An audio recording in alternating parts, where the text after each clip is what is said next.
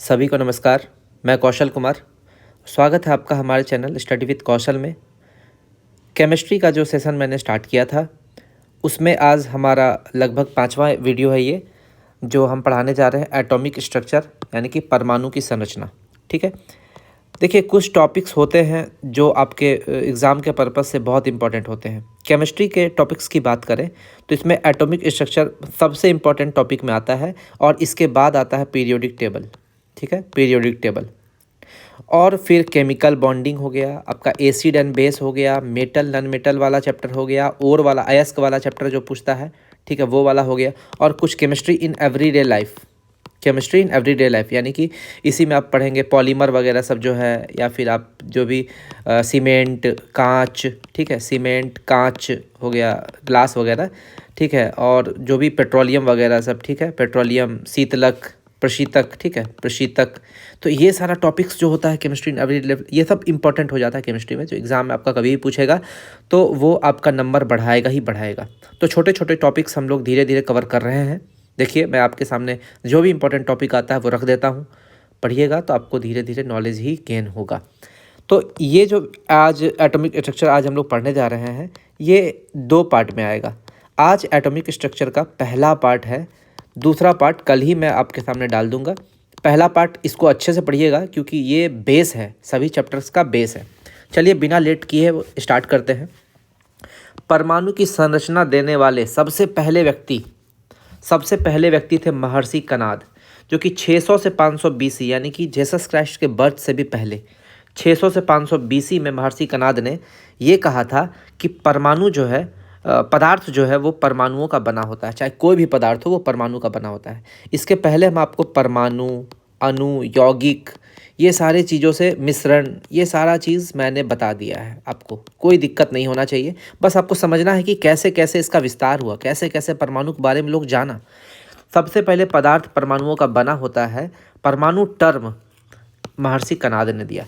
देखिए एटम को हिंदी में बोलते हैं परमाणु। क्या बोलते हैं? परमाणु। तो परमाणु शब्द देने वाले थे कनाद, महर्षि कनाद, लेकिन एटम वर्ड देने वाले कौन थे? डेमोक्रिटस। दोनों अलग अलग हैं, ठीक है, लेकिन दोनों का मतलब वही है।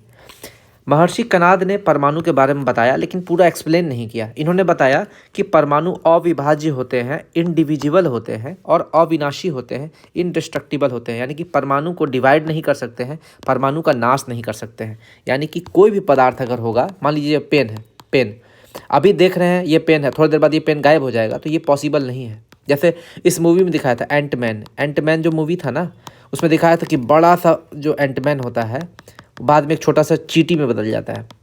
तो ये पॉसिबल टेक्निकली नहीं है, क्योंकि प्रिंसिपल ऑफ मास कंजर्वेशन, ठीक है, द्रव्यमान संरक्षण का सिद्धांत, वो इतना बड़ा आदमी, मेटल का बना हुआ चीज़ एक छोटे से मास में कंसंट्रेट कैसे हो सकता है?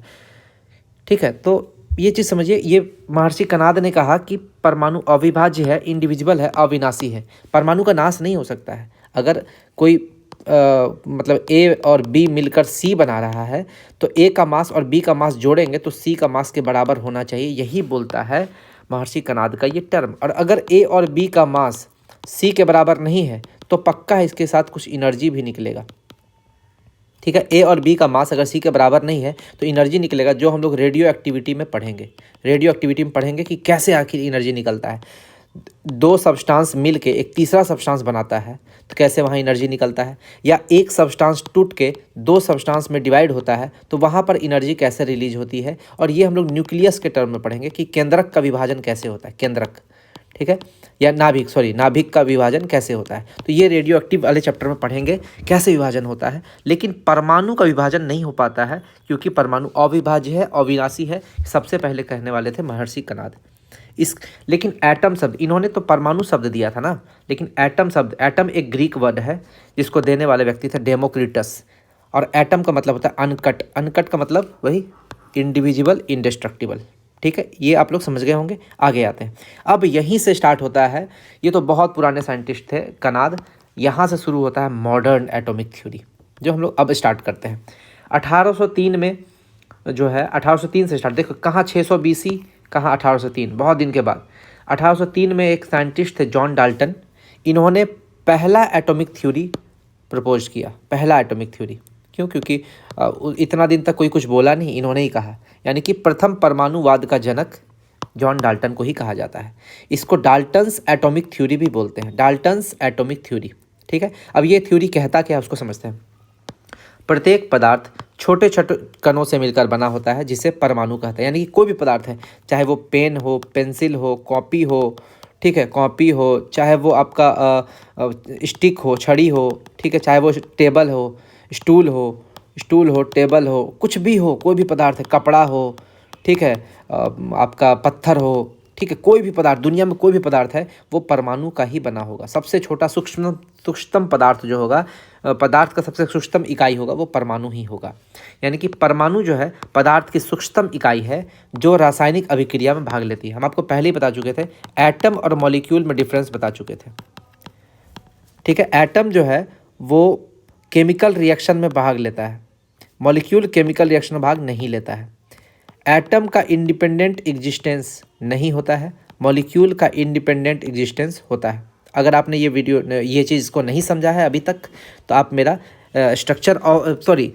मैटर वाला चैप्टर देख लीजिए, स्टेट्स ऑफ मैटर, वो वाला टॉपिक देख लीजिए, आपको सब समझ में आ जाएगा। मैंने बहुत डिटेल में इसको समझाया है। अगला है परमाणु अविभाज्य तथा अविनाशी है। वही बात जो महर्षि कनाद ने कहा था, लेकिन कनाद जी उतने फेमस नहीं हुए, फेमस हो गए हमारे डाल्टन साहब। ठीक है, समान प्रकार के परमाणु, जब एक समान प्रकार के परमाणु मिलेंगे तो वो तत्व बनाएंगे। पहले बता चुके हैं, एलिमेंट बनेगा समान प्रकार के परमाणु से, लेकिन बिना केमिकल रिएक्शन किए। ये भी आप समझिएगा कैसे, बिना केमिकल रिएक्शन किए, बिना केमिकल रिएक्शन किए, बिना रासायनिक अभिक्रिया किए। ये भी आपको समझना है। आगे, अलग अलग प्रकार के परमाणु रासायनिक अभिक्रिया, यहाँ पे देखिए रासायनिक अभिक्रिया हो रहा है तो ये बनाएगा यौगिक। ये क्या बनाएगा? यौगिक। लेकिन अणु के लिए, मॉलिक्यूल का नाम दे दिए, तो मॉलिक्यूल के लिए जॉन डाल्टन साहब जो हैं वो क्या नाम दिए हैं? अणु के लिए, मॉलिक्यूल के लिए डाल्टन साहब ने यौगिक परमाणु शब्द का प्रयोग किया था। यहाँ पर तो इन्होंने यौगिक शब्द का प्रयोग किया, अलग अलग प्रकार के परमाणु, लेकिन मॉलिक्यूल जो है अलग भी हो सकता है और सेम भी हो सकता है। इन्होंने यौगिक परमाणु शब्द का यूज किया, ये आपको याद रखना है। ठीक है, तो अणु भी बनता है केमिकल रिएक्शन करके और यौगिक भी बनता है केमिकल रिएक्शन करके। यहाँ भी आपको लिख देते हैं केमिकल रिएक्शन करके, केमिकल रिएक्शन करके ही इसका निर्माण होता है। आगे, अब कहाँ गए? अणु। हाँ, अणु का बात। मॉलिक्यूल का स्वतंत्र अस्तित्व होता है, हम पहले बता चुके हैं, एटम का नहीं होता है, मॉलिक्यूल का स्वतंत्र अस्तित्व होता है, इंडिपेंडेंट एग्जिस्टेंस होता है।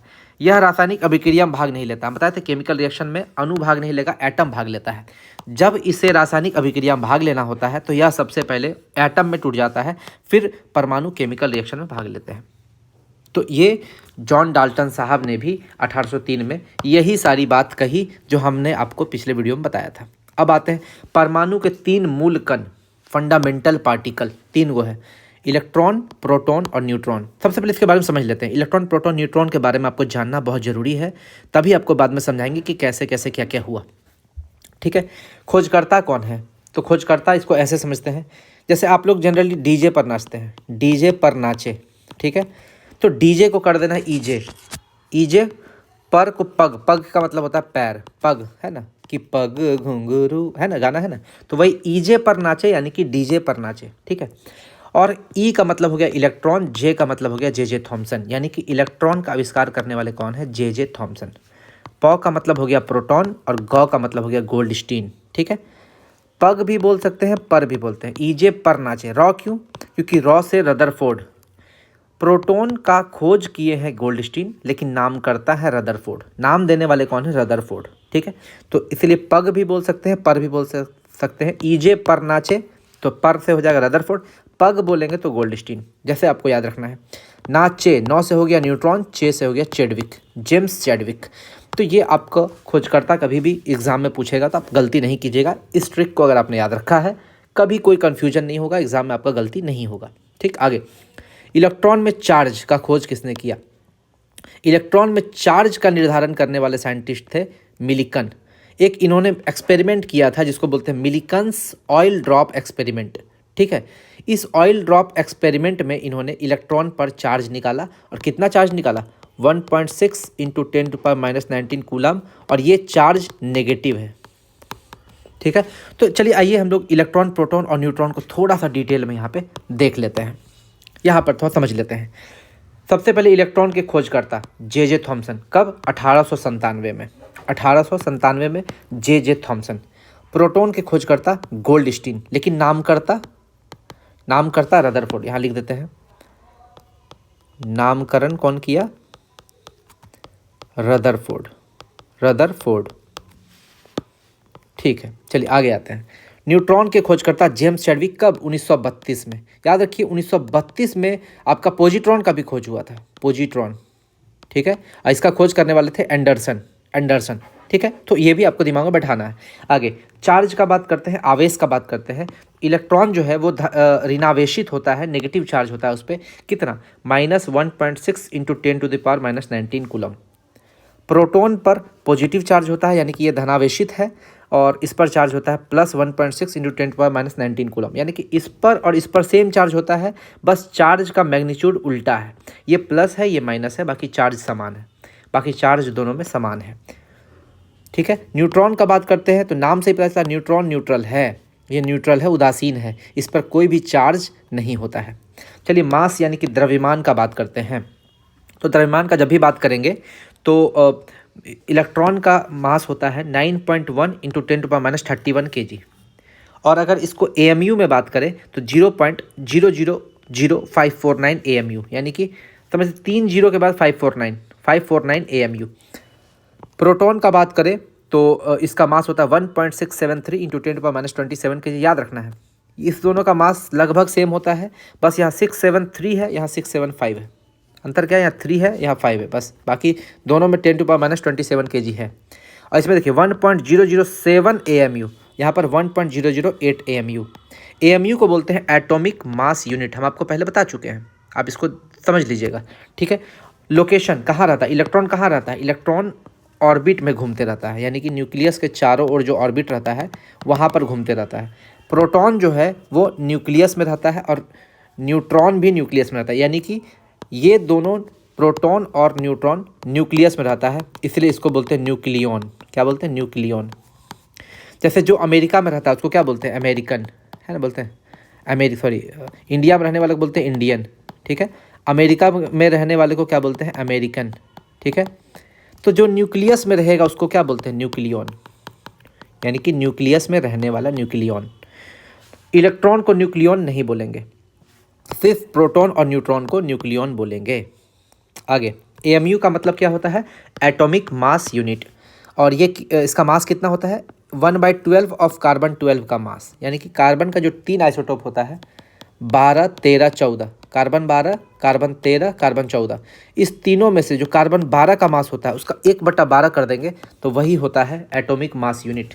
ठीक है, और इसको दिखाएंगे तो 1.672 × 10⁻27 kg। देखिए इसमें अंतर समझिए, 1.672 है तो AMU है, 1.673 हो जाएगा तो प्रोटॉन हो जाएगा, देखिए वही सेम चीज़, और 1.675 हो जाएगा तो न्यूट्रॉन हो जाएगा, समझिए।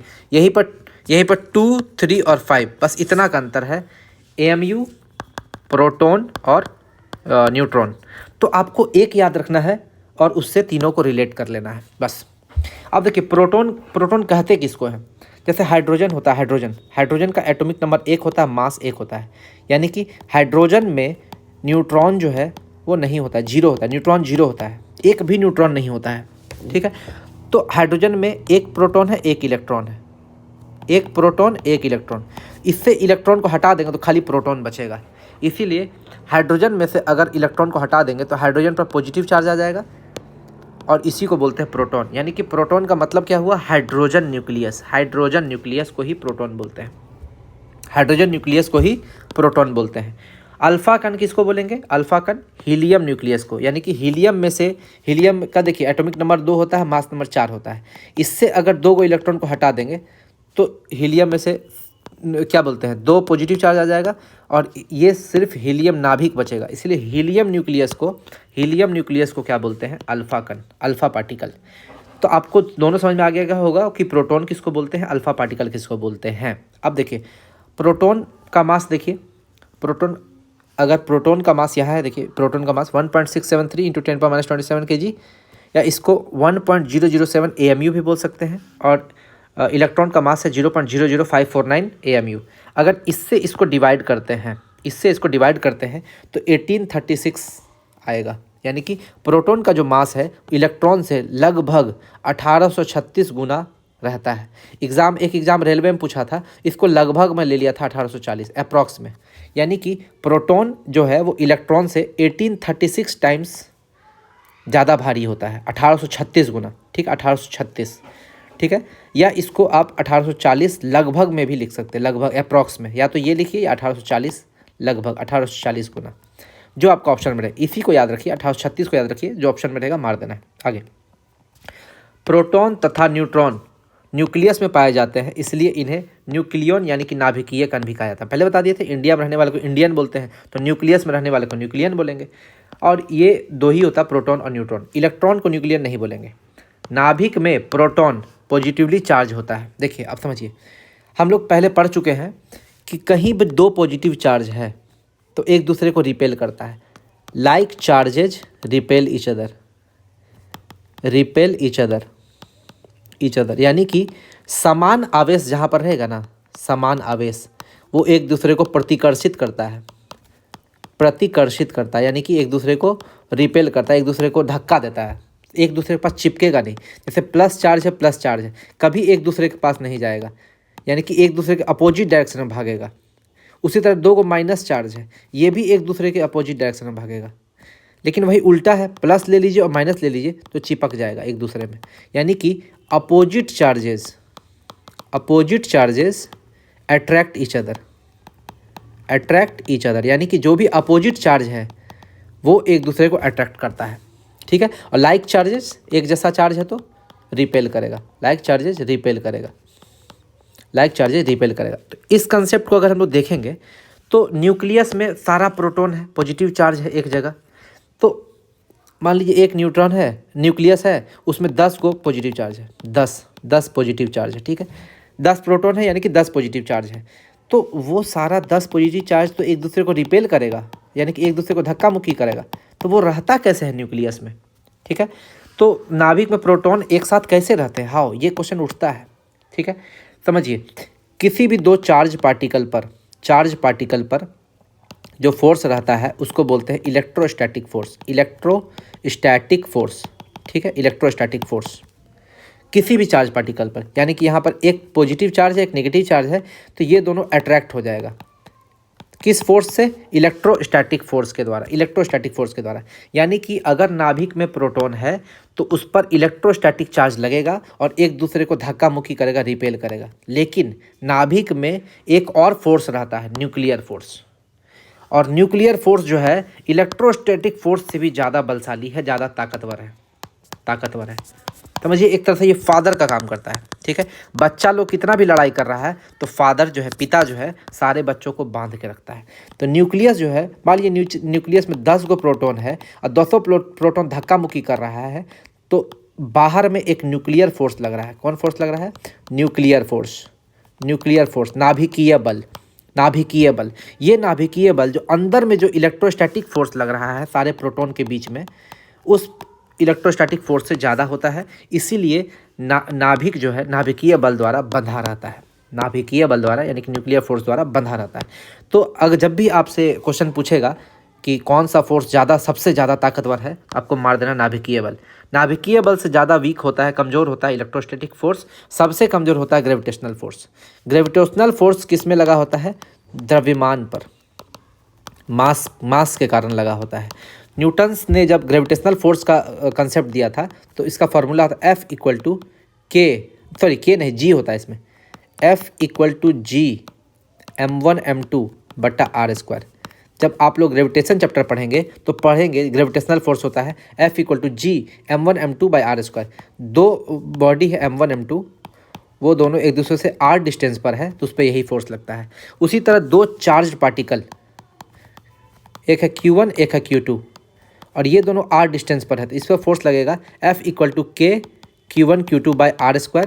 इस फोर्स को बोलते हैं इलेक्ट्रोस्टैटिक फोर्स। तो समझ गए ग्रेविटेशनल फोर्स क्या हो गया?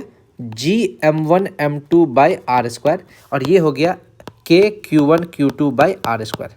लेकिन इससे बड़ा ये होता है इलेक्ट्रोस्टैटिक फोर्स और इससे भी बड़ा होता है न्यूक्लियर फोर्स। यही कारण है कि प्रोटॉन के बीच में जो प्रतिकर्षण होता है, विकर्षण बल होता है, उससे ज़्यादा ताकत होता है नाभिकीय बल में। इसीलिए नाभिकीय बल जो है प्रोटॉन को नाभिक में बांध के रखता है, एक फादर का काम करता है, पिता का काम करता है। ठीक है, आगे आते हैं। न्यूट्रॉन जो है नाभिक में स्थायी रहता है। न्यूट्रॉन जब तक नाभिक में है ना तब तक वो स्थायी रहेगा, लेकिन जैसे ही नाभिक के बाहर आएगा तो वो अनस्टेबल होता है, अस्थायी हो जाता है। ठीक है, जैसे ही नाभिक के बाहर आएगा तो वो बहुत अस्थिर हो जाता है। रेडियो एक्टिव एलिमेंट के अस्थिरता का कारण उसमें मौजूद न्यूट्रॉन तथा प्रोटॉन अनुपात से है। ठीक है, ये चीज़ हम आपको रेडियो एक्टिविटी चैप्टर पढ़ाएंगे, उसमें समझा देंगे इस बात को। ठीक है, कि ना रेडियो एक्टिव एलिमेंट जो भी होता है वो उसका जो भी अस्थिरता होता है, क्यों वो टूटता है अलग अलग पार्ट। जैसे यूरेनियम है, यूरेनियम 3 पार्ट में टूटेगा, फिर वो अलग अलग पार्ट में टूटेगा। ये क्यों टूटता है? क्योंकि उसमें न्यूट्रॉन जो है प्रोटॉन से ज़्यादा होने लगता है। न्यूट्रॉन और प्रोटॉन का जब रेशियो निकालिएगा ना, एक निश्चित अमाउंट से ज़्यादा हो जाएगा, एक निश्चित से ज़्यादा हो जाएगा तो वो टूटने लगेगा। जैसे देखिए, जब आप स्टार्टिंग में देखिएगा हाइड्रोजन में 1 प्रोटॉन 0 न्यूट्रॉन, हीलियम में देखिएगा 2 4, तो 2 प्रोटॉन 2 न्यूट्रॉन। ठीक है, यानी कि लगभग बराबर है प्रोटॉन और न्यूट्रॉन। तो प्रोटॉन और न्यूट्रॉन का रेशियो या न्यूट्रॉन या प्रोटॉन का रेशियो 1 के आसपास में आ रहा है। सोडियम का देखिएगा तो सोडियम का एटॉमिक नंबर होता है 11 है ना। सोडियम का होता है 11 और मास होता है 23, यानी कि इसमें प्रोटॉन है 11 और न्यूट्रॉन है 23, न्यूट्रॉन है 12। 23 में से इसको माइनस कर देंगे तो 12। ये सारा चीज़ हम आपको समझाएंगे। ठीक है, तो प्रोटॉन हो गया 11 और न्यूट्रॉन हो गया 12। देखिए लगभग 1 के आसपास है। न्यूट्रॉन बाय प्रोटॉन करेंगे तो 12/11 लगभग 1 पॉइंट समथिंग होगा। लेकिन जब आप ज़्यादा चला जाइएगा, हाइयर यूरेनियम में चल जाइएगा 92 to 38, तो ये तो हो गया प्रोटॉन हो गया 92 और न्यूट्रॉन देखिए कितना हो जाएगा। न्यूट्रॉन 238 में से 92 को माइनस कीजिएगा तो आ जाएगा 6 और 13 बचेगा 140 के आसपास। समझ रहे हैं कितना का अंतर है? 146। देखिए अंतर यहाँ ज़्यादा हो गया। अब ये लगभग बराबर होता था तो अंतर ज़्यादा हो गया। क्यों? जब भी न्यूट्रॉन प्रोटॉन से बहुत ज़्यादा होने लगेगा तो वो उसका नाभिक अस्थिर हो जाता है, अस्थिर। ठीक है, वो टूटने लगेगा। यही है नाभिक रेडियोएक्टिव एलिमेंट का अस्थिरता का कारण उसमें मौजूद न्यूट्रॉन तथा प्रोटॉन अनुपात से होता है। ठीक है, ये चीज़ आप लोग समझ गए होंगे। आगे आते हैं, पॉजिट्रॉन का बात करते हैं। पॉजिट्रॉन जो है इसकी खोज एंडरसन ने 1932 में की थी। It is anti particle of electron. ये इलेक्ट्रॉन का एंटी पार्टिकल है। कैसे समझेंगे एंटी पार्टिकल है? क्योंकि पॉजिट्रॉन पे सब चीज़, मास जो है, देखिए ये मास जो है पॉजिट्रॉन का मास इलेक्ट्रॉन के ही बराबर है, चार्ज भी इलेक्ट्रॉन के ही बराबर, लेकिन सिर्फ चार्ज जो है यहाँ पे पॉजिटिव हो जाता है, पॉजिटिव चार्ज होता है। इलेक्ट्रॉन पर चार्ज नेगेटिव है। मतलब पॉजिट्रॉन जो है समझिए इलेक्ट्रॉन जैसा ही है, सिर्फ उस पर एक पॉजिटिव चार्ज है। तो इलेक्ट्रॉन को हम लोग दिखाते हैं E- से, पॉजिट्रॉन को दिखाते हैं E+ से, E+ से दिखाते हैं। ठीक है, इसका सिंबल लिख लीजिए E+। ठीक है, तो यही है आपका पॉजिट्रॉन। खोज करता याद रखना है एंडरसन 1932 में। 1932 में ही न्यूट्रॉन का भी खोज हुआ था। कौन किए थे? James Chadwick. कैसे याद रखिएगा? E-J पर नाचे, E-J पग नाचे। इस इलेक्ट्रॉन जैसे J थॉम्सन, प से प्रोटॉन, गौ से गोल्डस्टीन, ना से न्यूट्रॉन, चे से चैडविक। तो आपको ये याद रखना है, बार बार रिवीजन करना है और याद रखना है। देखिए अब क्या होता है ना, ये जो चार्ज है, ये 1.6 × 10⁻19 कूलम, ये चार्ज जो है कभी कभी टूट जाता है 2 पार्ट में। ठीक है, जैसे अप क्वार्क और डाउन क्वार्क होता है। ठीक है, अप क्वार्क और डाउन क्वार्क। क्वार्क का चार्ज होता है +2/3 चार्ज, यानी कि एक चार्ज को बोल दिए इतना, तो +2/3 चार्ज को बोलेंगे अप क्वार्क U, और -1/3 चार्ज को बोलेंगे डाउन क्वार्क। तो U और D से दिखाते हैं। ठीक है, जब प्रोटॉन के बारे में करेंगे तो हम लोग जानते हैं प्रोटॉन पे +1 चार्ज होता है, +1। तो प्रोटॉन पे क्या होगा? 2 को अप चार्ज होगा, 1 डाउन चार्ज होगा। देखिए 2 को अप में क्या होता है? +2/3, तो 2 × 2/3 प्लस में, और डाउन में होता है -1/3, तो 2 × 2/3 हो गया 4/3, -1/3 1 चार्ज। तो देखिए प्रोटॉन में 1 चार्ज, यानी कि प्रोटॉन जो है 2 अप क्वार्क और 1 डाउन क्वार्क से मिलकर बना है। उसी तरह न्यूट्रॉन का बात करेंगे तो 2 डाउन क्वार्क और 1 अप क्वार्क से बना। देखिए 2 डाउन यानी कि 2 × -1/3 चार्ज, -2 × 1/3 +2/3, तो दोनों कट जाएगा, 0 चार्ज। तो न्यूट्रॉन पर होता है 0 चार्ज। याद रखिए कि हम लोग इस चार्ज को भी तोड़ सकते हैं। एक साइंटिस्ट ने प्रूव किया है कि ये जो एलिमेंट्री चार्ज होता है 1.6 इंटू 10⁻19 कूलम, इससे छोटा चार्ज पॉसिबल नहीं है पृथ्वी पर, यही बोलता है। लेकिन इससे छोटा चार्ज भी हम लोग, इसका 2/3 और इसका 1/3 चार्ज भी हम लोग खोज दिए हैं। 1/3 चार्ज को बोलते हैं डाउन क्वार्क और प्लस 2/3 चार्ज को बोलते हैं अप क्वार्क। यानी कि एलिमेंट्री चार्ज को भी तोड़ दिए हैं, 2/3 एलिमेंट्री और 1/3 एलिमेंट्री। ठीक है, इसी को बोलते हैं एलिमेंट्री चार्ज ई। एलिमेंट्री चार्ज को तोड़ दिए हैं दो पार्ट में। जो 2/3 वाला पार्ट है पॉजिटिव में, उसको बोलते हैं अप क्वार्क, और नेगेटिव में जो 1/3 है उसको बोलते हैं डाउन क्वार्क, स्मॉल डी। तो ये चीज़ अगर आपसे एग्जाम में जनरली नहीं पूछता है, लेकिन नॉलेज के लिए आपको समझना है। ठीक है, इसके बाद सबसे पहले तो जॉन डाल्टन का कंसेप्ट हम लोग पढ़ लिए हैं, जॉन डाल्टन वाला। ठीक है, 1803 में। अब आता है जे थॉमसन। जे थॉमसन 1904 में आते हैं साइंटिस्ट हमारे जे थॉमसन। जे थॉमसन ने मॉडल दिया था। इस मॉडल को बोलते हैं प्लम पुडिंग मॉडल। क्या बोलते हैं? प्लम पुडिंग मॉडल, या इसी को बोलते हैं रेजन पुडिंग मॉडल या क्रिसमस पुडिंग मॉडल। ठीक है, ये तीनों मॉडल इसको बोलते हैं। अब समझिए इसमें होता क्या है। हम लोग इसको बोलेंगे वाटरमेलन यानी कि तरबूज मॉडल। याद रखिएगा, प्लम पुडिंग वुडिंग इसका मतलब यही होता है, वाटरमेलन वगैरह। ठीक है, अब समझिए इसको। थॉमसन ने पहली बार परमाणु में आवेश के वितरण कुछ की चर्चा की। तो आपसे क्वेश्चन पूछ देगा, किस साइंटिस्ट ने सबसे पहले परमाणु में आवेश के वितरण की चर्चा की? इससे पहले जो हम लोग डाल्टन का कंसेप्ट पढ़े थे, वहाँ पे चार्ज के बारे में कोई भी बात नहीं किया था। यहाँ पर चार्ज के बारे में बात कर रहे हैं जे थॉमसन साहब, जे थॉमसन। ठीक है, जे थॉमसन। हाँ, आगे आते हैं। तो परमाणु एक गोले के जैसा होता है। परमाणु, ये मान लीजिए पूरा एक गोला है, ये गोला को मान लीजिए परमाणु, एटम, परमाणु यानी कि परमाणु। परमाणु एक गोले के जैसा होता है। ठीक है, पुडिंग जो इसमें लाल लाल वाला पार्ट दिख रहा है, ये लाल लाल वाला पार्ट, इसी को बोलते हैं पुडिंग यानी कि रेड पार्ट। ये जितना भी जगह लाल वाला पार्ट दिख रहा है, ये सारा पॉजिटिव चार्ज है। ठीक है, ये सारा पॉजिटिव चार्ज है, धनावेश है। यानी कि वाटर तरबूज में जितना भी आप लाल वाला पार्ट देखते हैं, वो आपका धनावेश है, पॉजिटिव चार्ज है। ठीक है, और प्लम होता है ये ब्लैक वाला पार्ट, ये ब्लैक वाला पार्ट जहाँ भी काला काला दिख रहा है। और ये ब्लैक वाला पार्ट जो बीज होता है, तरबूजा का जो बीज होता है, बीज वो काला कलर का होता है, उसको मान लीजिए नेगेटिव चार्ज यानी कि ऋणावेश। और ये पॉजिटिव चार्ज और नेगेटिव चार्ज इस तरह से डिस्ट्रीब्यूट रहेगा कि टोटल चार्ज जोड़िएगा तो जीरो हो जाएगा। यानी कि प्लस और माइनस एक दूसरे को काट देगा। यानी कि अगर 10 गो पॉजिटिव चार्ज है तो 10 गो नेगेटिव चार्ज भी होगा, ताकि दोनों को मिला के एटम न्यूट्रल होगा, एटम इलेक्ट्रिकली न्यूट्रल होगा। ये भी पहली बार जे थॉमसन ही बोले थे। इन्होंने क्या कहा, ये पॉजिटिव और नेगेटिव चार्ज इस प्रकार डिस्ट्रीब्यूटेड रहता है कि परमाणु इलेक्ट्रिकली न्यूट्रल रहता है। तो चूंकि ये प्लम और पुडिंग रेड पार्ट और ब्लैक पार्ट यानी कि वाटरमेलन वाला पार्ट है, इसलिए इसको प्लम पुडिंग मॉडल भी बोलते हैं, या इसको रेजन पुडिंग मॉडल भी बोलते हैं, या इसको क्रिसमस पुडिंग मॉडल भी बोलते हैं। इसका याद रखिएगा, ये आपसे एग्जाम में पुडिंग वाला वर्ड जहाँ आ जाए समझ जाइएगा थॉमसन मॉडल है वो। पुडिंग या वाटरमेलन, ये थॉमसन मॉडल का बात कर रहा है। यानी कि जो लाल वाला पार्ट होगा पॉजिटिव होगा और ब्लैक वाला पार्ट नेगेटिव होगा, और यही दोनों इस तरह से डिवाइडेड होगा कि एटम जो है इलेक्ट्रिकली न्यूट्रल होगा। बस यही चीज़ समझना था जे थॉमसन मॉडल में। आगे आते हैं। 1911 में एक बहुत बड़े साइंटिस्ट थे रदरफोर्ड। उन्होंने अल्फ़ा पार्टिकल स्कैटरिंग एक्सपेरिमेंट यानी कि गोल्ड फॉइल एक्सपेरिमेंट किया। रदरफोर्ड ने एक्सपेरिमेंट किया। ठीक है, अच्छा इन्होंने वाई गोल्ड को ही क्यों चुना, सोना को ही क्यों चुना, हम आपको इसके पहले वाले वीडियो में बता चुके हैं। अगर आप लोग मेरा वीडियो नहीं देखा है, समझ जाइएगा कि गोल्ड जो है, सोना जो है, most malleable and most ductile metal है। यानी कि सबसे ज़्यादा आघातवर्धी और सबसे ज़्यादा तन्य मेटल है। अब समझिए मैलिएबल का मतलब क्या होता है, जिसको पीट कर पतली चादर बनाई जा सके। ठीक है, तो गोल्ड जो है, सोना जो है, इसको पीट के 0.0004 सेंटीमीटर का चादर बना सकते हैं। और यही साइज का चादर का यूज एक्सपेरिमेंट में रदरफोर्ड ने किया था। इतना पतला तो ब्लेड भी नहीं होता है। जो जिस ब्लेड से आप अपना दाढ़ी काटते हैं, उससे भी ज़्यादा पतला, 0.004 सेंटीमीटर पतला। ये इतना पतला किसने बनाया था? रदरफोर्ड ने अपने एक्सपेरिमेंट के लिए गोल्ड का यूज़ किया था। अगर इसके जगह कोई भी मेटल यूज करते ना, एल्यूमिनियम यूज करते ना, तो इतना पतला नहीं हो पाता, वो फट जाता। गोल्ड ही था क्योंकि वो सबसे ज़्यादा मैलिएबल है। और डक्टाइल भी होता है गोल्ड, डक्टाइल भी होता है। कैसे?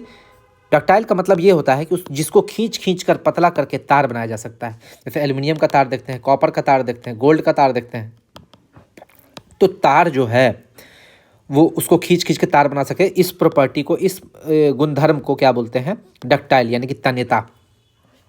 1 ग्राम गोल्ड से 2 किलोमीटर लंबा तार खींचा जा सकता है। आप समझ सकते हैं कि कितना ज़्यादा तन्य है। तन्य यानी कि खींचा जा सकता है 1 ग्राम गोल्ड से 2 किलोमीटर। यही रीज़न है कि गोल्ड का यूज़ रदरफोर्ड ने अपने एक्सपेरिमेंट में किया। तो अब ये समझिए एक्सपेरिमेंट है क्या। एक्सपेरिमेंट में इन्होंने क्या किया, यहाँ पर गोल्ड फॉइल है। ये क्या है? Gold foil. इसको लिख देते हैं गोल्ड फॉइल। गोल्ड फॉइल, ठीक है, सोने की पन्नी, पन्नी बोल दीजिए, एकदम पतला पन्नी, ठीक है, गोल्ड फॉइल। अब यहाँ पर एक गन लिए, गन यानी कि बंदूक, अल्फा पार्टिकल। इस गन से क्या निकलता है? Alpha particle.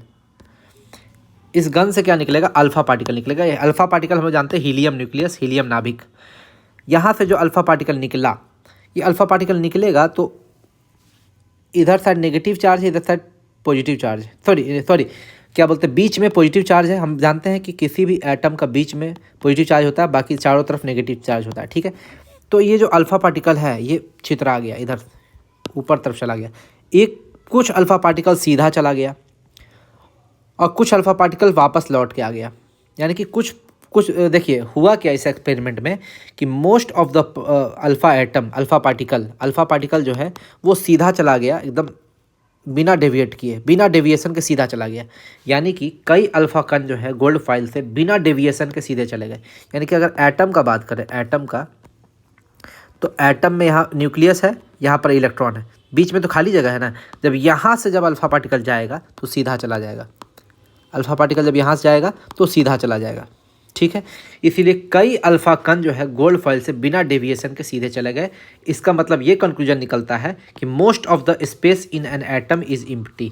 एटम में ज़्यादातर स्पेस खाली होता है। जैसे यहाँ में नाभिक हो गया, यहाँ पर क्या हो गया? नाभिक, और यहाँ पर इलेक्ट्रॉन। मान लीजिए दूसरा में भी इलेक्ट्रॉन होगा, 3 को 4 को, मान लीजिए कुछ भी होगा, तो ये बीच वाला जगह तो खाली है ना। यहाँ से अल्फा पार्टिकल जाएगा तो सीधा निकल जाएगा। तो जहाँ पर भी most of the space in an atom is empty, तो ये सबसे पहले ऑब्जर्व किया था रदरफोर्ड ने। अगला क्या निकाला इन लोगों ने कि कुछ अल्फा पार्टिकल जो है, कुछ अल्फा कण जो है स्मॉल एंगल से डेविएट हुए हैं, ठीक है। यानी कि ये मान लीजिए कि आपका एटम है, यहाँ पर आपका न्यूक्लियस है, क्या है? न्यूक्लियस, ठीक है। यहाँ पर अगर आया हल्का इसका कॉर्नर पे आया तो डिफ्लेक्ट कर जाएगा। क्या करेगा? डिफ्लेक्ट। अल्फा पार्टिकल पे क्या होता है? 2 को पॉजिटिव चार्ज होता है। अल्फा पर हीलियम देखिए 2 को पॉजिटिव चार्ज है। और न्यूक्लियस में क्या रहता है? न्यूक्लियस में रहता है प्रोटॉन और न्यूट्रॉन। तो प्रोटॉन पे भी पॉजिटिव चार्ज है, तो जहाँ 2 को पॉजिटिव चार्ज है वो रिफ्लेक्ट तो करेगा ही, वो चिपकाएगा थोड़ी, वो तो उसको रिफ्लेक्ट कर देगा। यही रीज़न है कि नाभिक में, देखिए नाभिक में भी पॉजिटिव चार्ज है और अल्फा पार्टिकल भी पॉजिटिव चार्ज है। जैसे अल्फा पार्टिकल यहाँ आएगा उसको तुरंत रिफ्लेक्ट कर देगा। यानी कि कुछ अल्फा पार्टिकल स्मॉल एंगल से डेविएट कर गए। लेकिन अब देखिए एक अल्फा पार्टिकल ऐसा बात करते हैं, एकदम बीचों बीच आया, एकदम बीचों बीच, इसको वापस उसी पर लौटा दिया, इसी पाथ में लौटा दिया। यानी कि एंगल एकदम सीधा 180 डिग्री पर लौटा दिया वापस। यानी कि 20,000 में से एक अल्फा कण, कितना? 20,000 में से एक अल्फा कण ऐसा था जो गोल्ड फॉइल से टकराकर 180 डिग्री पर वापस आ गया, 180 डिग्री पर वापस आ गया। और ये सब नहीं आया, 20,000 में से एक आया। यानी कि ये रदरफोर्ड ने क्या इससे कंक्लूजन निकाला, क्या निष्कर्ष निकाला कि पॉजिटिव चार्ज जो है वो सब जगह यूनिफॉर्मली डिस्ट्रीब्यूटेड नहीं है। जैसे इसमें कहा गया था, इस मॉडल में, कि जितना भी लाल वाला पार्ट है वो पॉजिटिव चार्ज है। तो ये तो सब जगह है ना। लेकिन रदरफोर्ड ने क्या कहा कि पॉजिटिव चार्ज सब जगह नहीं है, बीच में एक के जगह है, एक ही जगह पॉजिटिव चार्ज है, बाकी सब जगह पॉजिटिव चार्ज नहीं है। यही रदरफोर्ड ने कहा, positive charge is not uniformly distributed, सब जगह नहीं है।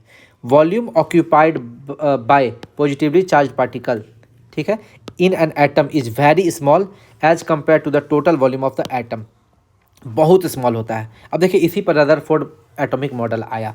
तो इतना चीज़ तो एक्सपेरिमेंट वाला समझाएं आपको हम। यहाँ पर रदरफोर्ड एटॉमिक मॉडल को समझते हैं।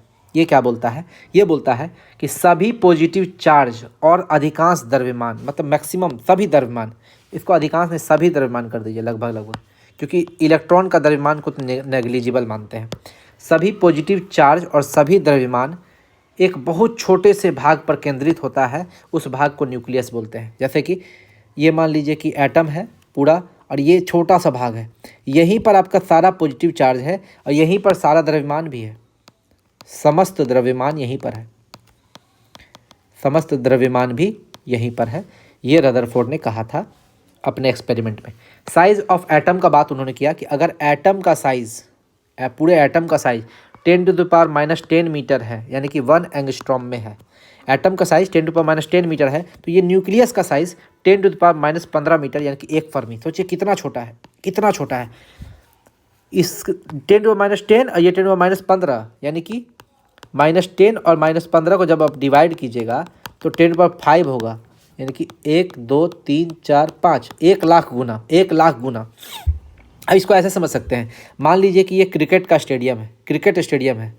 क्रिकेट स्टेडियम में पिच होता है, छोटा सा पिच तो छोटा सा होगा, उसमें एक बॉल को ले लीजिए, तो एक क्रिकेट स्टेडियम को एटम समझ लीजिए, तो एक बॉल उसका नाभिक होगा। यानी कि यदि एक क्रिकेट स्टेडियम को एटम समझे तो उस स्टेडियम के केंद्र में रखा गया क्रिकेट का बॉल वो नाभिक के आकार का होगा। समझ सकते हैं कि एक स्टेडियम के सामने एक बॉल कितना छोटा होगा, यानी कि एक एटम के सामने उसका नाभिक कितना छोटा होगा। यही रदरफोर्ड ने कहा कि सभी पॉजिटिव चार्ज और सभी द्रव्यमान एक बहुत छोटे से भाग पर, ठीक है, यानी कि पूरा स्टेडियम का एक बॉल वाले पार्ट पर सारा द्रव्यमान, सारा चार्ज, पॉजिटिव चार्ज उसी पर केंद्रित है। उस भाग को नाभिक नाम दिया। यानी कि आपसे क्वेश्चन पूछेगा कि नाभिक के खोजकर्ता कौन है? रदरफोर्ड। ठीक है, नाभिक के खोजकर्ता कौन है? रदरफोर्ड।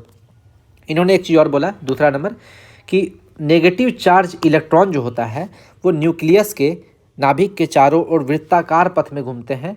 इस सर्कुलर पार्ट को ऑर्बिट या कक्षा नाम दिया इन्होंने। ठीक है, इन्होंने क्या कहा कि ये तो आपका छोटा सा पार्ट हो गया न्यूक्लियस जिससे सारा समस्त पॉजिटिव चार्ज है।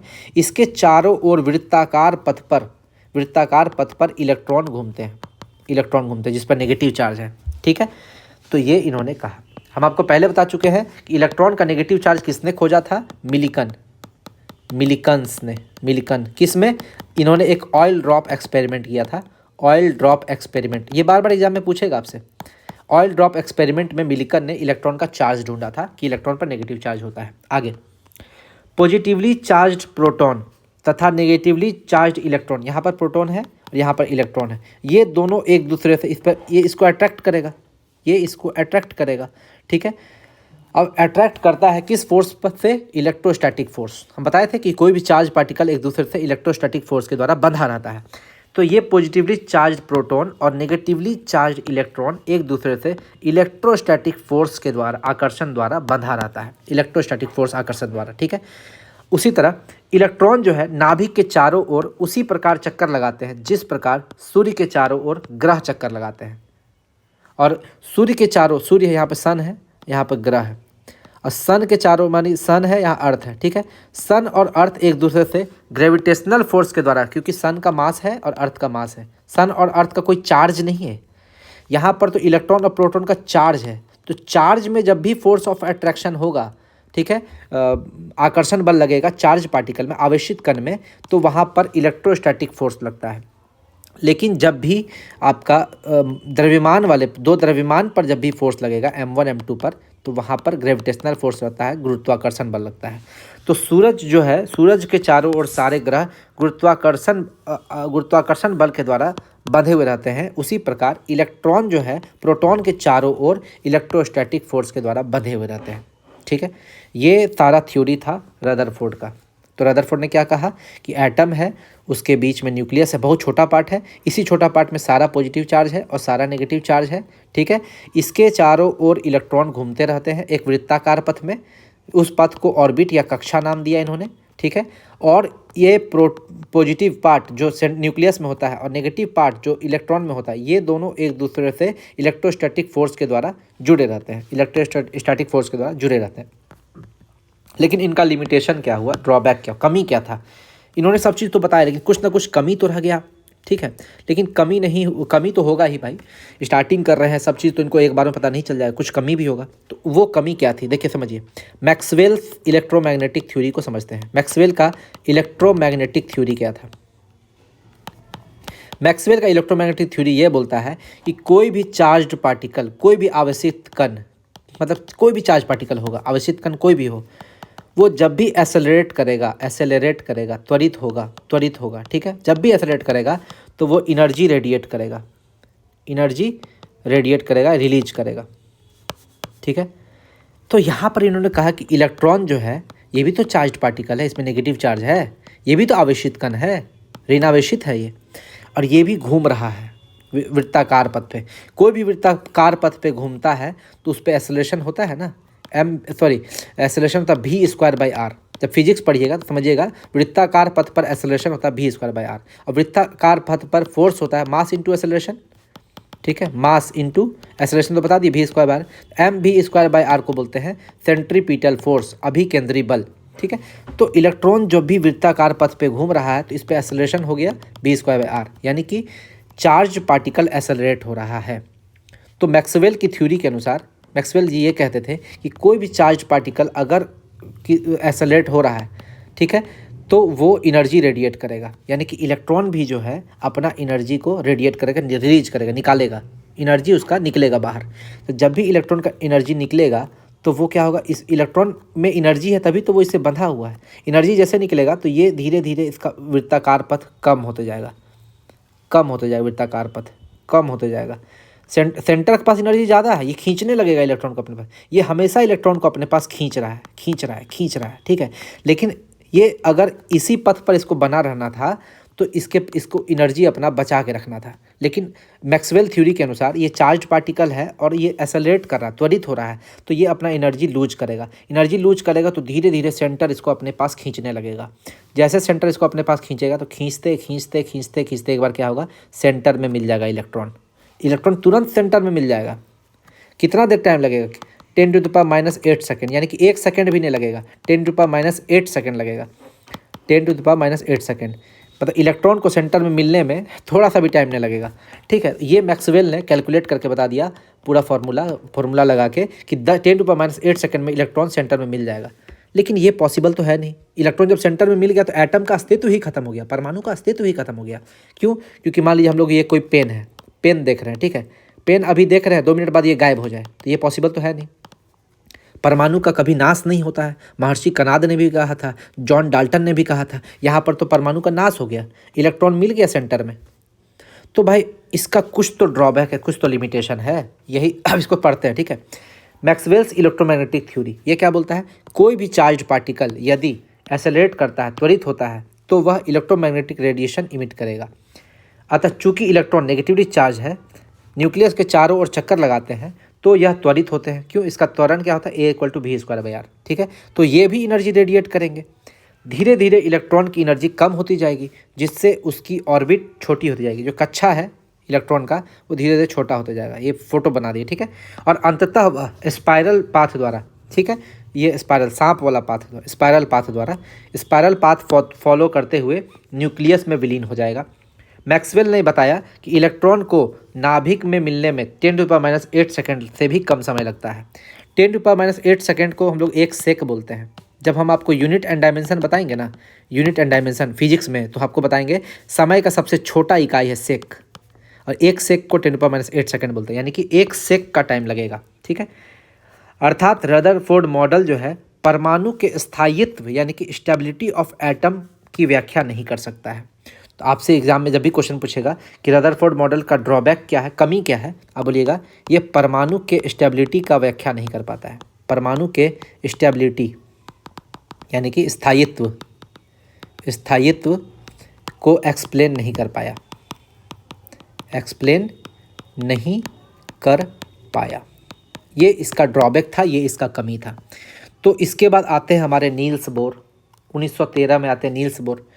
सबसे वैलिड मॉडल इन्होंने दिया, सबसे वैलिड मॉडल इन्होंने दिया। ठीक है, इन्होंने एक ऐसा मॉडल दिया जो रदरफोर्ड का जो भी कमी था रदरफोर्ड का, उसको पूरा किया।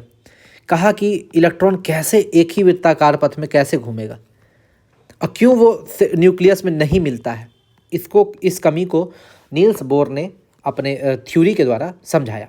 नील्स बोर ने क्या कहा, परमाणु में जो भी इलेक्ट्रॉन होते हैं वो नाभिक के चारों ओर अभी सभी कक्षाओं में चक्कर नहीं लगाते। यानी कि आप इसको कोई भी कक्षा में घुमा नहीं सकते हैं, कोई भी कक्षा में नहीं घुमा सकते हैं। ये कुछ फिक्स्ड कक्षा में ही घूमेगा, हर कक्षा में नहीं घूमेगा। अब यहाँ पर एगो कक्षा बना दीजिए तो वहाँ पर इलेक्ट्रॉन घूम लेगा, ऐसा नहीं है। इलेक्ट्रॉन हर कक्षा में घूम ले ये पॉसिबल नहीं है। इलेक्ट्रॉन कुछ फिक्स्ड, कुछ चुने हुए कक्षाओं में ही घूमता है। जैसे ये केवल उसी कक्षाओं में चक्कर लगाते हैं जहाँ उसका angular momentum equal to NH/2π होगा, NH/2π होगा, यानी कि H/2π का इंटीग्रल मल्टीपुल होगा। n का वैल्यू क्या हो सकता है, 1 2 3 4 कुछ भी हो सकता है, ठीक है। तो ये किसने कहा था, नील्स बोर ने कहा था, ठीक है। ये केवल उसी चक्कर ऑर्बिट में चक्कर लगाएंगे, उसी कक्षा में चक्कर लगाएंगे जिसका एंगुलर मोमेंटम का फॉर्मूला फिजिक्स में जब आप पढ़िएगा तो ये हो जाए mvr इक्वल टू NH/2π, और H/2π को हम लोग क्या बोलते हैं, H क्रॉस। तो H/2π की जगह हम लोग क्या लिख दिए, H क्रॉस, ठीक है। H क्या है, प्लैंक्स कांस्टेंट है, इसका वैल्यू होता है 6.626 इंटू 10⁻34 जूल सेकेंड। इसको आप याद कर सकते हैं, याद कर लीजिएगा, ज़्यादा बेटर रहेगा। और H क्रॉस जो है, जिसको H/2π बोलते हैं, H क्रॉस है H/2π, इसका वैल्यू होता है 1.055 इंटू 10⁻34 मीटर स्क्वायर kg पर सेकेंड। इसको भी आप याद कर सकते हैं, चाहे तो नहीं भी याद कर सकते, कोई ज़रूरी नहीं इसको याद करना, लेकिन ये प्लैंक्स कांस्टेंट जरूर याद कर लीजिएगा। अब समझिए, इससे हम लोग एनवा टर्म में इसका रेडियस निकाल सकते हैं, m और v को यहाँ करके, तो इससे रेडियस निकल जाएगा।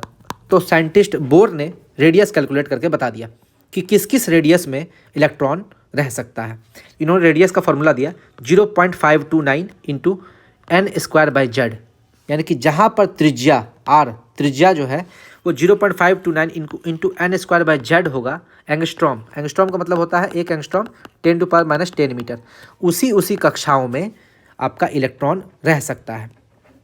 R का वैल्यू 1 होगा, जब R का वैल्यू 1 होगा तो इसको K सेल बोलते हैं। N का वैल्यू 1 ले लेंगे, N का वैल्यू जब भी 1 लेंगे ना तो इसको बोलेंगे R1 को K बोल देंगे, यानी कि जब N का वैल्यू 1 रख देंगे और Z का वैल्यू 1 रखेंगे तो हो जाएगा हाइड्रोजन, ठीक है। Z का वैल्यू 2 रख देंगे तो हो जाएगा हीलियम। Z क्या है, एटॉमिक नंबर, एटॉमिक नंबर से इन्होंने रिलेट करके दे दिया, ठीक है। अब समझिए, इसी में n का वैल्यू और z का वैल्यू, n क्या है, कक्षा दिखाता है, पहला कक्षा लेंगे K सेल, पहला कक्षा को K बोलते हैं। n का वैल्यू 1, n का वैल्यू 2 लेंगे तो L हो जाएगा, n का वैल्यू 3 लेंगे तो M हो जाएगा, n का वैल्यू 4 लेंगे तो N हो जाएगा। तो K L M N कक्षा हो गया, और सभी कक्षाओं का एनर्जी अलग अलग होता है, E1 E2 E3 E4, ठीक है। एनर्जी का भी इन्होंने फॉर्मूला दिया -13.6 इंटू Z²/n² इलेक्ट्रॉन वोल्ट, और एक इलेक्ट्रॉन का वोल्ट का वैल्यू कितना होता है, 1.6 इंटू 10⁻19 जूल। इलेक्ट्रॉन वोल्ट को आप चाहे तो जूल में भी कन्वर्ट कर सकते हैं, या फिर यही रहने दीजिए, कोई दिक्कत नहीं है। तो इन्होंने हर सेल का n की जगह 1 डालेंगे तो E1 निकल जाएगा, E1 ये पहला कक्षा। n की जगह 2 डालेंगे तो E2 E3 E4, और इससे इन्होंने ये भी बताया कि पहला कक्षा का एनर्जी कम होता है, दूसरा कक्षा का एनर्जी ज़्यादा होता है, तीसरा कक्षा का एनर्जी और ज़्यादा होता है। इस तरह जैसे जैसे आप ऊपर कक्षा में जाएंगे एनर्जी आपका बढ़ता जाएगा। ये किसने बताया, नील्स बोर ने बताया। और इन्होंने क्या बताया, हर कक्षाओं में जो इलेक्ट्रॉन होगा, मान लीजिए कि तीसरी कक्षा में कोई इलेक्ट्रॉन है, उसका वेलोसिटी कैसे निकलेगा, स्पीड, पहली कक्षा में उसका स्पीड कैसे निकलेगा, दूसरी कक्षा में उसका स्पीड कैसे निकलेगा। हर कक्षा में इलेक्ट्रॉन का स्पीड भी अलग अलग होगा। इसको हम लोग नाम दे देंगे V1 V2 V3 V4। और ये स्पीड इन्होंने बताया ये फार्मूला से 2.18 इंटू 10⁻6 Z/n। n का वैल्यू 1 डालिए तो V1 निकल जाएगा पहला कक्षा में, n का वैल्यू 2 डालिए तो V2 निकल जाएगा। ऐसे कर करके इन्होंने स्पीड भी बता दिया, यानी कि रेडियस, एनर्जी और स्पीड का फॉर्मूला नील्स बोर ने दे दिया। और बताया कि इलेक्ट्रॉन हर कक्षा में नहीं ट्रेवल करेगा, सिर्फ उसी कक्षा में ट्रेवल करेगा जिसका रेडियस ये हो, यानी कि एंगुलर मोमेंटम ये हो। ये सारा नील्स बोर ने बताया, ठीक है। और इन्होंने क्या कहा, सेम ऑर्बिट में रिवॉल्व कर रहे सभी इलेक्ट्रॉन के पास सेम एनर्जी होता है। सेम एनर्जी लेवल में एनर्जी ना तो गेन होता है ना तो रिलीज होता है। जो रदरफोर्ड में जो कहा गया था कि ये चारों ओर घूम रहा है इलेक्ट्रॉन तो एनर्जी रेडिएट करेगा, धीरे धीरे सेंटर में मिल जाएगा, उस बात का खंडन करते हुए नील्स बोर ने कहा कि जब ये एक ही सेल में रिवॉल्व कर रहा है, घूम रहा है, तो इसका एनर्जी सेम रहेगा, कभी कम नहीं होगा ना कभी बढ़ेगा, ना कम होगा ना बढ़ेगा, ना एनर्जी लूज करेगा ना गेन करेगा। यही बोल रहा है, ना तो एनर्जी वो गेन होगा ना एनर्जी रिलीज होगा। उस इलेक्ट्रॉन के पास सेम एनर्जी रहेगा जब वो सेम ऑर्बिट में है, ठीक है। ठीक है, यानी कि सेम ऑर्बिट में सेम एनर्जी रहेगा, ना तो एनर्जी गेन होगा और ना ही एनर्जी रिलीज होगा सेम ऑर्बिट में, ठीक है। लेकिन अगर ऑर्बिट चेंज करता है, मान लीजिए इलेक्ट्रॉन यहाँ पर है, उछल के इसमें जाना चाहता है, या इलेक्ट्रॉन उछल के इसमें जाना चाहता है, तो क्या होगा, लोअर ऑर्बिट से हायर ऑर्बिट में जाने के लिए इलेक्ट्रॉन एनर्जी गेन करते हैं। अब ये समझिए, बता दिए पहला वाला की एनर्जी कम होता है, दूसरा वाला की एनर्जी ज़्यादा होता है। मान लीजिए इसका एनर्जी है 100 जूल, दूसरा वाला की एनर्जी है 200 जूल, तो यहाँ वाला के पास पैसा 100 रुपया और होगा तब ना यहाँ जाएगा, इसके पास तो 100 रुपया है, इसको 200 रुपया के पास जाना है, तो इसमें से इसको माइनस कर देंगे, जितना आएगा उतना एनर्जी उसको गेन करना पड़ेगा, उतना एनर्जी इसको क्या करना पड़ेगा, गेन करना पड़ेगा। यानी कि अगर आपको लोअर ऑर्बिट से हायर ऑर्बिट में जाना है तो इलेक्ट्रॉन को एनर्जी गेन करना पड़ेगा, बाहर से प्राप्त करना पड़ेगा, जबकि हायर ऑर्बिट से लोअर ऑर्बिट में आइएगा तो एनर्जी आपको रिलीज करना पड़ेगा, त्याग करना पड़ेगा, विमुक्त करना पड़ेगा। किसी को कोई दिक्कत, यहाँ तो कोई दिक्कत नहीं होना चाहिए। आगे आते हैं नो, अब देखिए, और ये इन्होंने एक चीज़ और बताया, नील्स बोर ने एक चीज़ और बताया कि क्यों ये स्पाइरल मोशन करके सेंटर में नहीं मिलता है, आखिर क्यों, समझिए। इन्होंने इसका भी बताया कि क्यों एक ही ऑर्बिट में सेम एनर्जी रहेगा। इन्होंने ये बताया कि देखिए यहाँ पर एसलेट तो कर रहा है, एसलेट तो कर रहा है, ठीक है, लेकिन सेंटर की तरफ जो फोर्स लग रहा है उसको बोलते हैं सेंट्रीपिटल फोर्स, सेंट्रीपिटल फोर्स। और सेंटर के बाहर भी एक फोर्स लग रहा है जिसको बोलते हैं सेंट्रीफ्यूगल फोर्स, ठीक है। और सेंट्रीपिटल फोर्स और सेंट्रीफ्यूगल फोर्स जो है वो जीरो हो जाएगा, यानी कि नेट फोर्स क्या हो जाएगा, नेट फोर्स आपका जीरो हो जाएगा। जितना फोर्स अंदर लग रहा है उतना ही फोर्स बाहर लग रहा है। अंदर लगने वालों के फोर्स को बोलते हैं सेंट्रीपिटल फोर्स, सेंट्रीपिटल फोर्स, और बाहर लगने वालों को सेंट्रीफ्यूगल फोर्स, ठीक है। दोनों फोर्स बराबर होता है, फिर नेट फोर्स जीरो। एक कंसेप्ट और इन्होंने दिया था नील्स बोर ने कि इस पर जो भी क्या बोलते हैं, इसका जो भी डिस्प्लेसमेंट होता है, मान लीजिए डिस्प्लेसमेंट इधर साइड है और जो इसका एक्सेलरेशन का डायरेक्शन है, ठीक है, फोर्स का डायरेक्शन है, तो फोर्स और डिस्प्लेसमेंट का डायरेक्शन में एंगल होता है 90 डिग्री, इसीलिए वर्क डन जीरो हो जाता है। हम लोग पहले भी पढ़ चुके हैं, जब हम लोग वर्क एनर्जी थ्योरम पढ़ेंगे या एनर्जी वाला चैप्टर फिजिक्स में पढ़ेंगे तो समझ जाएंगे, जब भी फोर्स और डिस्प्लेसमेंट यानी कि बल और विस्थापन के बीच में कोण 90 डिग्री बनेगा, जब भी कोण 90 डिग्री बनेगा तो वहाँ पर वर्क डन यानी कि किया गया कार्य शून्य होता है, वर्क डन जीरो होता है, वर्क डन जीरो होता है। तो यहाँ पर ये आपका वेलोसिटी है और यहाँ पर फोर्स है, ठीक है। फोर्स और डिस्प्लेसमेंट दोनों के बीच में 90 डिग्री का कोण बनता है। इसी चीज़ को इन्होंने समझाया कि सेंट्रीपिटल फोर्स और सेंट्रीफ्यूगल फोर्स यानी कि अभिकेंद्री बल और अपकेंद्री बल कैंसिल्स ईच अदर, एक दूसरे को कैंसिल कर जाता है और नेट फोर्स जीरो हो जाता है। और एक चीज़ और इन्होंने बताया कि सर्कुलर मोशन में किया गया कार्य शून्य होता है। यही रीज़न है कि एक ही ऑर्बिट में जब इलेक्ट्रॉन रहेगा तो कोई वर्क नहीं करेगा, यानी कि उसका एनर्जी वही रहेगा, चेंज नहीं करेगा। वर्क करता तब ना एनर्जी लूज होता है, कोई वर्क नहीं करेगा, एनर्जी उसका लूज नहीं होगा। ये बताया था नील्स बोर ने, एक्सप्लेन किया था बाद में। लेकिन नील्स बोर की भी कुछ कमी थी, उन कमियों को आप समझ लीजिए, कभी भी आपको वन लाइनर में आ जाएगा, एक क्वेश्चन पूछेगा। इसका मॉडल केवल एक इलेक्ट्रॉन वाले प्रजाति पर ही लागू होता है, यानी कि जिसमें एक इलेक्ट्रॉन, जैसे हाइड्रोजन में एक इलेक्ट्रॉन है, हीलियम में 2 इलेक्ट्रॉन होता था, तो हीलियम में एगो इलेक्ट्रॉन निकाल देंगे तो पॉजिटिव चार्ज आ जाएगा, अब इसमें बचा 1 इलेक्ट्रॉन। लिथियम में 3 इलेक्ट्रॉन होता है तो 2 को निकाल देंगे तो बचेगा 1 इलेक्ट्रॉन। बेरिलियम में 4 इलेक्ट्रॉन होता है, 3 को निकाल देंगे बचेगा 1 इलेक्ट्रॉन, ठीक है। तो हाइड्रोजन, हीलियम, लिथियम, बेरिलियम, इसमें से जिसमें भी 1 इलेक्ट्रॉन होगा, यानी कि मोनो इलेक्ट्रॉनिक स्पेसीज पर ही इनका बोर का जो थ्योरी था वो लागू होता है। बोर का जो थ्योरी था वो 1 इलेक्ट्रॉन वाले प्रजाति पर ही लागू होता था। ये इनका ड्रॉबैक, कमी था। और इन्होंने हाइड्रोजन स्पेक्ट्रम को एक्सप्लेन नहीं किया, हाइड्रोजन स्पेक्ट्रम को एक्सप्लेन नहीं किया, और इन्होंने जीमैन इफेक्ट को भी एक्सप्लेन नहीं किया। इतना डिटेल में पढ़ना ज़रूरी नहीं है, लेकिन मैं आपको हाइड्रोजन स्पेक्ट्रम बता दूंगा कि होता क्या है। इन्होंने हाइड्रोजन स्पेक्ट्रम को एक्सप्लेन नहीं किया और जीमैन इफेक्ट को एक्सप्लेन नहीं किया। ये सब 11th का टॉपिक है, आपको ज़्यादा डिटेल में नहीं पढ़ना है, एग्जाम में उतना कभी पूछा नहीं है ना कभी पूछेगा, ठीक है। हम हाइड्रोजन स्पेक्ट्रम समझाने से पहले आपको कुछ चीज़ समझाते हैं, कुछ चीज़ आपको समझाने की कोशिश करते हैं कि मान लीजिए यहाँ पर समझाते हैं, ठीक है। मान लीजिए कि ये पहला सेल है KLMN, ठीक है, यहाँ पर समझाते हैं। यहाँ पर कोई इलेक्ट्रॉन है, ठीक है, इसको मान लीजिए हम लोग हीट दिए तो इलेक्ट्रॉन को एनर्जी मिलेगा ना।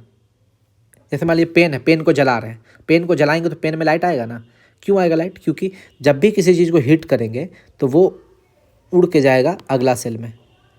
अगर मान ली और एनर्जी दे दिए तो हो सकता है डायरेक्ट पहला सेल से तीसरा सेल में चल जाए, यानी कि पहला सेल से दूसरा सेल में भी जा सकता है, या दूसरा से तीसरा में, या तीसरा से चौथा में, ऐसे करके जा सकता है, या पहला से भी तीसरा या पहला से चौथा में भी जा सकता है। ठीक है, इलेक्ट्रॉन, क्योंकि उसको एनर्जी मिल गया है। मान लीजिए आपके पास 100 रुपया है, ठीक है, 200 रुपया मिलेगा तो अब चल जाएगा बढ़िया रेस्टोरेंट, 300 रुपया मिलेगा तो और चल जाएगा, और 10,000 रुपया मिल जाएगा तो अब 5 स्टार होटल भी चल जाएगा। ठीक है, 5 स्टार होटल भी चल जाएगा। तो उसी हिसाब से इलेक्ट्रॉन का बात करते हैं। इलेक्ट्रॉन के पास अगर थोड़ा सा एनर्जी मिलेगा तो पहला सेल से उछल के पहला कक्षा से दूसरा कक्षा में चला जाएगा, पहला से तीसरा में भी जा सकता है, पहला से चौथा में भी जा सकता है, दूसरा से तीसरा, दूसरा से चौथा, तीसरा से चौथा, मतलब कुछ भी, वो किसी तरह से भी वो जा सकता है। ठीक है, लेकिन इसमें आपको समझना है, जो इलेक्ट्रॉन का अपना घर था ना, जैसे यहाँ से उछल के वो यहाँ गया, तो अपना घर वो छोड़ेगा नहीं, वापस वो लौट के अपने घर में आएगा ही आएगा। मान लीजिए हम लोग आग दे रहे थे, हीट दे रहे थे, हीट देना बंद करेंगे, थोड़ी देर के बाद उसका एनर्जी कम होगा, वो शांत होगा, नॉर्मल होगा, फिर वापस वो उछल के अपने घर में आएगा ही आएगा। यानी कि जो उसका घर है, जहाँ पर इलेक्ट्रॉन पहले से है, उसको बोलते हैं ग्राउंड स्टेट। क्या बोलते हैं? Ground state. लेकिन जहाँ उछल के गया है उसको बोलते हैं एक्साइटेड स्टेट। एक्साइटेड स्टेट, यानी कि ग्राउंड स्टेट से एक्साइटेड स्टेट में इलेक्ट्रॉन जाता है जब उसको एनर्जी मिलता है। ठीक है, यानी कि लोअर ऑर्बिट को बोलेंगे ग्राउंड स्टेट और हायर ऑर्बिट को बोलेंगे एक्साइटेड स्टेट। इसी चीज़ को यहाँ पे समझाते हैं। जब इलेक्ट्रॉन अपने नॉर्मल ऑर्बिट में रहता है तो उसे ग्राउंड स्टेट बोलते हैं, लेकिन जब इलेक्ट्रॉन एनर्जी गेन कर लेता है, हीट दिए या फिर लाइट दिए, कुछ भी दिए, तो वह हायर ऑर्बिट में चली जाती है। इस ऑर्बिट में इलेक्ट्रॉन एक्साइटेड स्टेट कहलाता है। ठीक है, क्या कहलाता है? एक्साइटेड स्टेट में। ठीक है, कोई इलेक्ट्रॉन अपने एक्साइटेड स्टेट में स्टेबल नहीं रहता। हम बताए थे, जैसे आग देना बंद करेंगे वापस अपने घर में आएगा ही आएगा, वह वापस अपने ग्राउंड स्टेट में आता है, इस क्रम में एनर्जी रिलीज करता है। ठीक है, अब समझिए एक चीज़ यहाँ पे फिर से समझिए कि जैसे इसको एनर्जी दिए तो यहाँ गया, फिर एनर्जी दिए तो यहाँ गया, एनर्जी दिए और यहाँ गया, लेकिन जैसे एनर्जी देना बंद कर देंगे वापस अपने अपने घर में वो लौटना शुरू कर देगा। जैसे अपने घर में लौटेगा ना तो वो एक एनर्जी रेडिएट करे, एनर्जी रिलीज करेगा, एनर्जी रिलीज करेगा। क्यों भाई? इसके पास मान लीजिए 200 रुपया था, आ रहा है 100 रुपया में, तो 100 रुपया खर्च करेगा ना, वही एनर्जी रिलीज करेगा। अब वो एनर्जी जो रिलीज करेगा, वो एनर्जी किसी न किसी प्रकार का रेडिएशन होगा ही होगा। हाइड्रोजन स्पेक्ट्रम में यही कहा कि वो एनर्जी अल्ट्रावायलेट का भी हो सकता है, विजिबल रेंज का भी हो सकता है, इंफ्रारेड, देखिए तीनों में इंफ्रारेड भी हो सकता है। तो इसको इन्होंने जो है बोर ने नहीं समझा पाया। बाद में कई साइंटिस्ट आए जिन्होंने इसको समझाया। इन्होंने कहा कि मान लीजिए कोई इलेक्ट्रॉन जो है उछल के आठवां वाला में चल रहा है, n=1 से 8वां में चला गया, लेकिन 8वां से वापस अपने घर में आएगा ना। मान लीजिए 8वां से वो किस में आ गया? 1 पर आ गया, या 7वां से 1 पर आ गया, या 6ठा से 1 पर आ गया, या 5वां से 1 पर आ गया। किसी भी ऑर्बिट से अगर वो 1 पर आता है, देखिए सब देखिए, किसी भी ऑर्बिट से अगर वो 1 पर वापस आ जाता है, इसको बोलते हैं लाइमन सीरीज। हाइड्रोजन स्पेक्ट्रम में यही चीज़ है, लाइमन सीरीज बोलते हैं। यानी कि और ये अल्ट्रा वायलेट रेंज का होता है, यूवी रेंज का होता है, यानी कि पराबैंगनी विकिरण होता है। अब समझिए, कहीं से भी आपका 2 पर भी तो आ सकता है। मान लीजिए कि कोई इलेक्ट्रॉन पहले 2 पर था, उछल के यहाँ गया, तो 1 पर कहाँ जाएगा? तो 2 पर आएगा ना, उसका घर तो 2 ना है। जैसे कोई इलेक्ट्रॉन का घर 1 है, फर्स्ट ऑर्बिट है, किसी इलेक्ट्रॉन का घर सेकंड ऑर्बिट है, ये सेकंड ऑर्बिट से उछल के यहाँ गया तो वापस लौट के फर्स्ट पे थोड़ी आएगा, तो सेकंड पर आएगा ना, अपने घर ना आएगा। थर्ड वाला उछल के चौथा में गया है, तो चौथा से वापस जब हीट खत्म कर देंगे तो थर्ड पर ही आएगा ना, अपने घर ही आएगा। यानी कि अगर सब उछल के सेकंड ऑर्बिट पर आ रहा है तो उसको बाल्मर सीरीज बोलेंगे। क्या बोलेंगे? बाल्मर। और जब कोई थर्ड पर आएगा तो कहीं से भी लौट के वो थर्ड पर आ गया तो उसको बोलेंगे पास्चन सीरीज।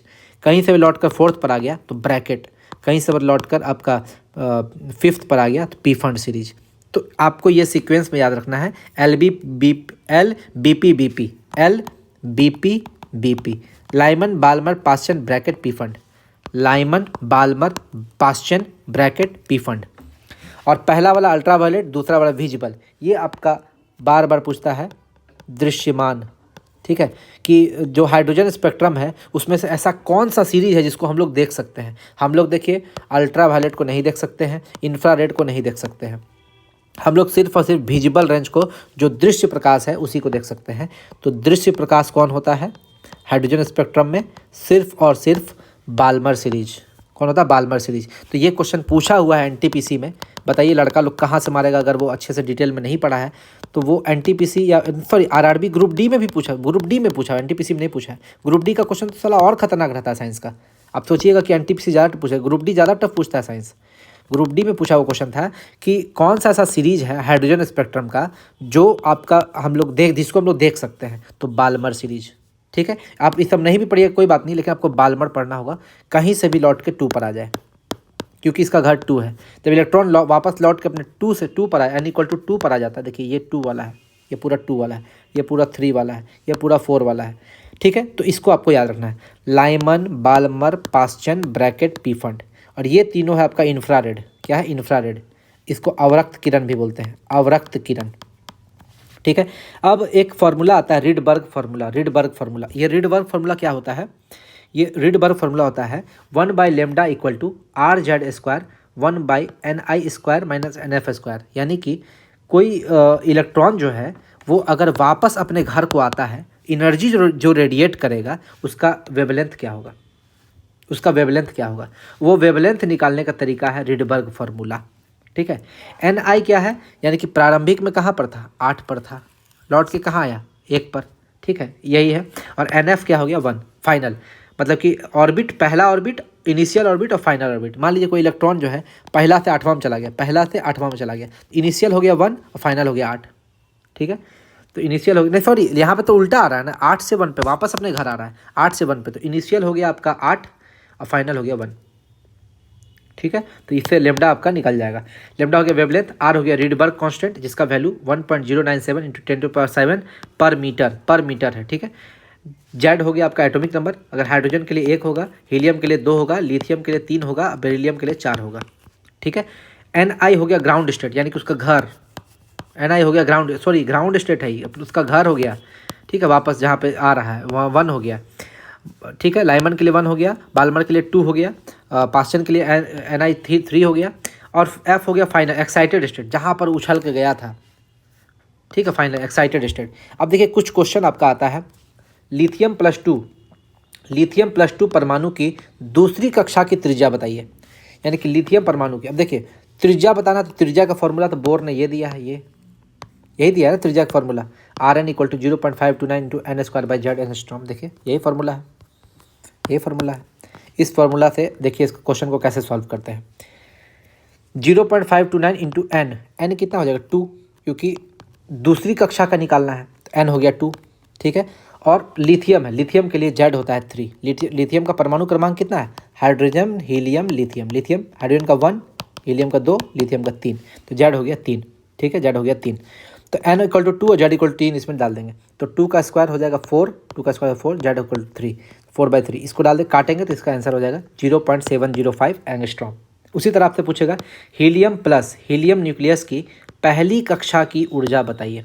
हीलियम प्लस नहीं होना चाहिए, हीलियम 2+ होना चाहिए। फिर नहीं, 2+ में तो आपका एको को इलेक्ट्रॉन नहीं बचेगा, हीलियम प्लस ही होगा। ठीक है, हीलियम प्लस ही होगा। और इसका एनर्जी निकालने बोला, ऊर्जा का फॉर्मूला होता है En = -13.6 Z² इलेक्ट्रॉन वोल्ट। तो n कितना हो जाएगा? 1, क्योंकि n = कितना हो जाएगा? 1, क्योंकि पहली कक्षा का बात कर रहा है। और Z हो जाएगा 2, क्योंकि हीलियम का एटॉमिक नंबर 2 होता है। इसमें डाल देंगे 2 का स्क्वायर 4, 1, 4 से मल्टीप्लाई कर देंगे तो -54.4 इलेक्ट्रॉन वोल्ट। ठीक है, और 1 इलेक्ट्रॉन वोल्ट क्या होता है? इतना जूल होता है, बता ही चुके हैं। 1 इलेक्ट्रॉन में इतना चार्ज होता है, यही सेम 1.6 × 10⁻19 कूलम। और आप अगर आपसे ये उल्टा पूछ देगा कि 1 कूलम में कितना इलेक्ट्रॉन, तो 1 कूलम में 6.25 × 10⁻18 इलेक्ट्रॉन्स, 6.25 × 10⁻18 इलेक्ट्रॉन्स ये होता है। अगला क्वेश्चन है बेरिलियम +3 की दूसरी कक्षा में चक्कर लगा रहे इलेक्ट्रॉन्स का वेग ज्ञात कीजिए। ठीक है, ये आपसे क्वेश्चन पूछ सकता है। इसमें आप क्या कीजिएगा, बेरिलियम है, हाइड्रोजन, हीलियम, लिथियम, बेरिलियम, यानी कि Z हो गया 4, एटॉमिक नंबर हो गया 4। दूसरी कक्षा में यानी कि n = 2, क्या निकालना है? इलेक्ट्रॉन्स का वेग निकालना है। तो वेग का फॉर्मूला ये होता है। ठीक है, तो वेग का फॉर्मूला हो गया, फॉर्मूला लगा दिए, बोर वाला फॉर्मूला, और 2.18 10⁻6 और यहाँ पे 4/2 कर दिए, 2 से 2 कट गया, तो 2 से मल्टीप्लाई करेंगे 4.36 × 10⁻6 मीटर/सेकेंड। तो ये था आपका बोर्स एटॉमिक मॉडल तक। आपको हम आज पहले वीडियो में जो हमारा एटॉमिक स्ट्रक्चर का पहला पार्ट था, इसमें हम लोग समझ गए। क्या क्या समझे? महर्षि कनाद के बारे में समझे, महर्षि कनाद। उसके बाद हम लोग पढ़े थॉमसन मॉडल। ठीक है, थॉमसन मॉडल। ठीक है, नहीं पहले डाल्टन मॉडल, फिर थॉमसन मॉडल, फिर रदरफोर्ड एक्सपेरिमेंट। ठीक है। रदरफोर्ड एक्सपेरिमेंट के बाद उसमें कुछ डिफेक्ट था, तो जिसको बोर्स मॉडल सुधार किया। अब बोर्स मॉडल का क्या क्या डिमेरिट था कि जीमैन इफेक्ट को नहीं कर पाता है अच्छे से, हाइड्रोजन स्पेक्ट्रम नहीं ठीक से शो कर पाता है, और ये सिर्फ एक इलेक्ट्रॉन वाले प्रजाति पर लागू होता है। तो बोर्स मॉडल के बाद हम लोग हाइड्रोजन स्पेक्ट्रम भी पढ़ लिए और कुछ न्यूमेरिकल भी देख लिए, कक्षा का वेग, वेलोसिटी, सब का। अब हम लोग का क्या क्या बचा हुआ है?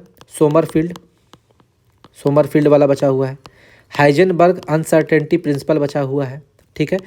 उसके बाद आपका क्या बोलते हैं, ये डी इक्वेशन बचा हुआ, डी वेवलेंथ वगैरह, ठीक है। उसके बाद आपका स्क्रॉडिंजर वेव इक्वेशन ये बचा हुआ है। उसके बाद इलेक्ट्रॉनिक कन्फिग्रेशन बचा हुआ है, ठीक है, इलेक्ट्रॉनिक विन्यास। इसके बाद आपका इलेक्ट्रॉनिक विन्यास खत्म होने के बाद आइसोटोप, ठीक है, आइसोबार, ठीक है, समस्थानिक संभारिक, ये सब जो है आइसोटोप, आइसोबार, ठीक है। उसके बाद आइसोटोन, सम न्यूट्रॉनिक, ठीक है। उसके बाद आइसो इलेक्ट्रॉनिक, ठीक है, जिसमें इलेक्ट्रॉन सेम होता है। ये सारा चीज़ भी हम लोग पूरे डिटेल में अगले वीडियो में पढ़ेंगे, पार्ट 2 में। तो ये हमारा पार्ट 1 था, और इसको अगर आपको एक बार में समझ में नहीं आता है तो 2 बार 3 बार देखिए, ये वीडियो आपको समझ में आएगा। हमको लगता है बहुत ईजी तरीका से हम आपको समझाने का कोशिश किए हैं। अगर इस वीडियो में नहीं समझ पाएंगे ना तो कोई भी आपको समझा नहीं पाएगा, ठीक है। कोशिश कीजिए कि जितना आसानी से इसको समझ ले, और अगर कोई डाउट होता है तो 2 बार 3 बार उसी चीज़ को देखिए, समझिए, ठीक है, तो आपका डाउट क्लियर हो जाएगा, ठीक है। और अभी वीडियो का कुछ चीज़ बचा हुआ है, वो सारा बताएंगे तो और आपका क्लियर होगा, पार्ट 2 में आपका और भी क्लियर होगा, ठीक है। तो अगर आपको मेरा वीडियो अच्छा लगा हो तो मेरे चैनल को लाइक, शेयर और सब्सक्राइब कीजिएगा। ज़्यादा से ज़्यादा वीडियो को आप शेयर कीजिएगा, ज़्यादा से ज़्यादा लोगों को इसका फ़ायदा होना चाहिए, ठीक है। तो इतना ही था मेरा आज का वीडियो, धन्यवाद।